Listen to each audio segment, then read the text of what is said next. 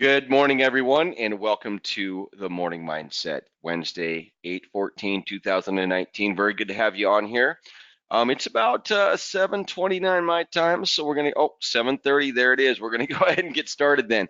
So we do these every morning that I'm actually in office. Sometimes I have meetings that may be scheduled over it, or sometimes I'm traveling. I do try to make sure that I update that in the GoToWebinar console so that you are indicated that there won't be one. And if I'm here, which I usually am in office, I always do these. I do these for myself. I do these for you. I do these to get our day started so we can get fired up and make the day that we are in matter. So we have a subject every morning. Please get out a notebook, a pen, make some notes, and hopefully we'll have something uh, worth learning here today. So today we are going to be talking about what is your master state. So many different personal development trainers talk about this. Tony Robbins, for example, talks about being in state. There really is only one master state that we all enter into, and to really understand that it's simple, unified, and single is important. Okay, so what is your master state? Deep practice and the DNA discomfort zone are your indicators of being in the master state.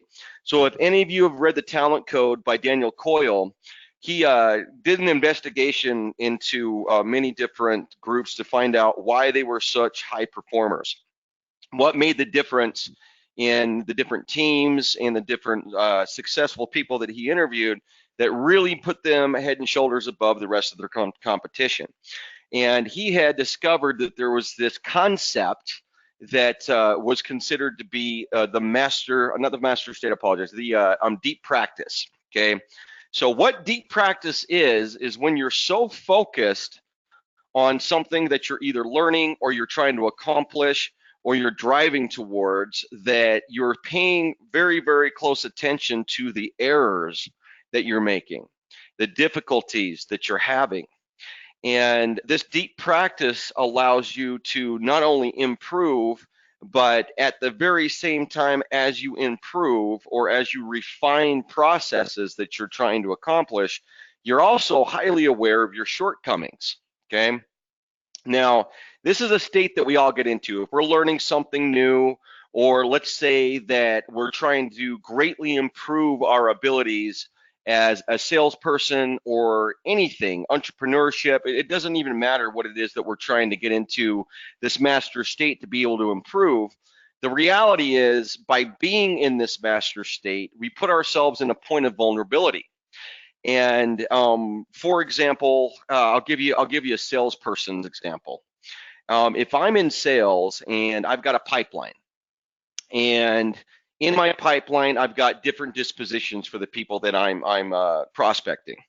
So some of these dispositions may be in cycle, right? Meaning that I've talked to them a number of times, they're still very interested in what we're doing, but I really haven't come to this conclusion yet as to whether or not they're going to buy from me. Well, salespeople a lot of times tend to create issues for themselves by looking at the pipeline that they have and all the interested people. There might be 50 that have indicated that they're interested in the product, and it makes the salesperson feel really good about what's going on. And they get nervous to a degree about potentially losing these opportunities by pushing for the answer that they're looking for, which is, whether or not they're actually going to buy. And so for a salesperson, it's more comfortable to be like, man, I've got 50 people in my pipeline. This is going to be great. Some of these guys are going to close. It's a lot more important for that salesperson to enter into what would be considered a master state and be, okay, what I really want from my prospects is a sale. I want to get a contract signed. I need to have the contract with these 50 people. So today I am really going to focus on figuring out where in the cycle they actually are, and I'm going to try to really push to close the 10 that I think are ready to buy. Well, that's a difficult thing to do, because if you've got 50 people in your pipeline, you're feeling good about it, you've got to come to a yes or no, which means that they're either going to buy from you or they're not going to buy from you. And if they don't buy from you, now you've dropped somebody out of your pipeline that may be someone that would possibly buy from you in the future. And that pipeline might go from 50 down to 30, maybe 20, and nobody bought from you, right? But you have to push into this master state and go through the difficulty or the complication to a degree of getting on the phone and being like, listen, we've talked 2 or 3 different times. I've presented this to you. I'd really like to understand from your perspective what I can do or what can be done to see if we can't get this contract signed today. Okay, that's a difficult discussion. An easier discussion would be, yeah, awesome. We've talked a few times, and I just wanted to see if you had any more questions. Well, what I'm doing there is I'm acting out of fear to a degree, and I'm staying in my comfort zone also, which we'll talk about here in a minute, because I'm nervous or worried that if I'm pushing too hard to figure out whether or not they're going to buy from me, that they're no longer going to be in my pipeline. They're no longer going to be a positive for me because they're not in the position where they might buy from me. I've pushed them to really actually answer the question. Well, if I'm going to be successful in sales, I have to get into that master state and push myself to, number one, review those 50 people and see who in my mind is really potentially going to close. I need a sale. I need to make some sales. I need to close some deals. I need contracts signed, not just to have a full pipeline of people that are interested. So maybe it gets all the way down to only 10 people because I really started asking more buying questions and pushing to find out where we're at in the pipeline. Of course, you have to be intelligent about doing that. You don't want to just call everyone you've talked to and just suddenly get into this master state and push everyone. Everyone's in a different part of the cycle. But the reality is there's probably at least half of those 50 that are either going to have the same conversation with you like they've been continuing to have because they like talking to you. People enjoy speaking with salespeople a lot. I enjoy it. They like talking about the possibility of doing business. But you really need to make sure you focus on getting a sale closed, right? If you're working in one of my programs, we set discoveries. So for you, it would be, man, getting that discovery actually booked, right? So you got to get into this master state or this deep practice where you're purposely requiring yourself to make progress, okay? Now, I really like how we teach it in the DNA Master courses. We call it the discomfort zone, okay? Getting into deep practice where you're really focusing and looking for where you're making mistakes or errors is important. And I gave this example before playing guitar. I'm a guitar player. I play guitar all the time. I'm decent at it. But if I want to learn a new song, I'm going to have to put myself in this deep practice state where I'm going to be clumsy and things are going to be difficult. So if you're a salesperson and you're not making enough money, but you've got 50, 60 people in your pipeline, well, you may need to enter into this deep state, this is master state, this deep practice, and put yourself out there and start asking the right questions to get the closes in. Okay, and instead of just sitting on top of these 50 and the next week there's 70, the next week there's 100, you're feeling good, you have so many prospects, but what do you really want from those prospects? You got to really think about what your goals are, what you're trying to achieve, what you're trying to accomplish with that. So to give you a little bit of some DNA theory, okay, if you notice I've got a little diagram up. It's got comfort zone, and then on the outside of that, it's got discomfort zone, okay? And I'm going to read a quote to you by Jim Rohn. If any of you that are into personal development at all, Jim Rohn's an incredible individual. I sat down with my wife. I remember when we first watched one of his full. You can actually find this on YouTube, but one of his full teachings. It's like 3 hours long. It was back in the 1980s that he gave it, and it was really fun because everybody's hair and the way they were dressed, it was a comedy. It was really funny, but. Jim Rohn's an amazing trainer. Lots of personal development trainers even look at them as the father of the industry. But I love this quote by him. You have what you have because of what you've become. Income seldom exceeds personal development. If you want more, you have to become more. If you want to be better at sales, if you want to run your business as an entrepreneur and be successful, and you are not currently making the number of sales that you want, you're not currently making the income that you want, you have to get into this master state. And in the DNA of success, this is part of the success attitude formula that we have. You have to be in the discomfort zone consistently, daily, all the time. You have to be pushing your own personal boundaries because, as Jim Rohn stated, you have what you have because of what you've become. And if you want more, you have to become more. You have to actually drive yourself, get into deep practice, find where things have been stopping you, not just operationally. Maybe you do need a better CRM system. Maybe you don't have a good enough follow-up system. There's a mechanics that you may need to improve, but more psychologically, it's your psychology, right? If you're not making enough sales, if you're not closing enough deals, you're not prospecting enough, you're not successful enough in the things that you're doing, you've got to get into a higher master state, which means you have to get into the discomfort zone. Okay, and it is an uncomfortable place to be to a degree. It's also where all your breakthroughs are. Man, today I did so much better than yesterday because I focused on being more capable of the things I really need to accomplish, like closing the deal, asking for the sale. Okay, and everyone's constantly in this growth pattern, right? But if you notice, if you stay in that discomfort zone, what happens? That larger circle you see circled around that smaller circle becomes your comfort zone. You become more, you grow. And it's highly important to realize that you have to stay in that state. In the talent code, it talks about how you can also lose the abilities that you gain while you're in this master state if you don't stay in it. Right? Again, back to guitar playing. If I want to be as good as Eddie Van Halen, I most certainly have to continue to stay in that discomfort zone where I'm recognizing my errors on a consistent daily basis to be able to play at that level and to improve enough that I can play at that level consistently.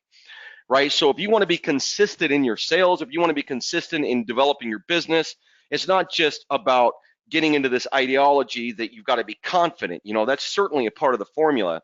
It's that you've got to go through things that would feel somewhat uncomfortable. You got to get out of what you are now to become more. Okay, so it's a very simple idea.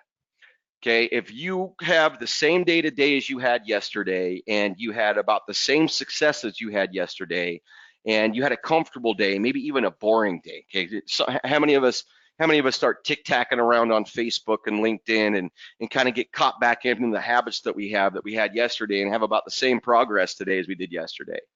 That's a difficult thing for us to break out of because we have to get into that discomfort zone in order to grow, in order to get better and be able to do more. But as you do that, you literally become more capable, your skill levels go up, your negotiations improve, okay? And it's not just about reading books about how to better negotiate. That's a great idea. You should always be reading. I'm always reading all the time. But it's sensibility. It's actually a physiological thing. It's your body, it's your chemistry that puts you into this state, right? And as Tony Robbins gives an example, he talks about how you talk about yourself, and man, when I was on stage, I was really killing it. I had a great session, and you're like talking about yourself in the third person as if it was this other person. But what you're really indicating and talking about is this state that you were in, right? And that you might not be in that particular state now. And states are easy enough to manage if you realize that there's really just one master state that you've got to put yourself in. And that's in that state where you're in that deep practice and that you're somewhat uncomfortable to a degree because you're pushing yourself to learn. You're pushing yourself to take actions that viscerally will actually improve your market. Okay? So for example, you've got prospects that you're at, or let's say that you haven't been prospecting at all. So you've got to get into that state where you're going to make 50 phone calls today, where before maybe you made 5. Right? Maybe that's where you're starting in this discomfort zone where you're forcing yourself into a position where you're going to improve, you're going to become more. And you just want to keep this very, very simple principle at the top of your mind as often as you possibly can. Okay, it's very important for you to understand that there is not confusion about all the different things you may need to do. There may be many things that you have to accomplish in order to do the things you're doing, learn about your product, memorize things, practice your pitch. There's all these things that are somewhat difficult possibly that you need to put yourself through, but that your master state is what gets you through that, forces you to learn things that you normally wouldn't do in the fashion that you have. Believe in yourself more in the things that you're going to accomplish, okay? So it continues exponentially. It's a habit. once you have this discomfort zone philosophy, knowing that staying there will eventually make those things comfortable for you. Any of you that are speakers, I speak a lot myself. I can tell you the first time I got up in front of a group to give a talk at a convention, man, I was a bundle of nerves. I was a mess. Yeah, I was shaking out my hands. I was jumping up and down. I was just trying to get myself ready to get out there on stage. And now it's very, very easy for me because that's a comfortable thing for me. I've done it enough. I do it a lot. And so you want to be able to force your way into this discomfort zone so that you can grow. Okay, and I'll leave you again with the statement from Jim Rohn. You have what you have because of what you've become. Income seldom exceeds personal development. If you want more, you have to become more. So let's get into state together today. Let's make today that day that we challenge ourselves to be more today than we were yesterday. Okay, because if you don't have what you have in life now, it's not simply about getting the right opportunity. It's not simply about timing. It's not simply about doing things in sequence. All of these things, these patterns that are important, it's about us actually entering into that master state, getting into the discomfort zone and growing. Okay, this is a very important part of actually becoming more capable of managing more. Another thing Jim Rohn said, and I'll probably kill this one, is he said a gentleman had stated this to him, that if we took all of the money from everyone that was wealthy and we evenly distributed it to everybody on the planet, that shortly thereafter, all of the money would be back into the wealthy pockets once again. And he said that a little bit differently, but the point that he was making is that they had managed to grow to the point as individuals that wealth was something that they had was able to accumulate. They attracted it. And it's because of the master state that they continue to put themselves in the kind of person and the individual that they were personally. And that is what is the most important part to growth, whether that be capital growth, personal growth, growth in love and happiness with our families. This master state doesn't just have to do with what you're doing in business. It has to do with what you're doing with your life. So thank you so much for joining me here this morning. I do this every morning. I've been trying to keep these to 10 minutes because I'm planning to put these on to LinkedIn, and LinkedIn has a limitation of 10 minutes. And so obviously there's quite a lot that can be delivered in 10 minutes on a morning basis, but get on here with me every morning, take good notes, shake it off, guys. Let's do really, really well today, and let's get out there and make today matter. Thank you for joining me, and we will be here again tomorrow morning.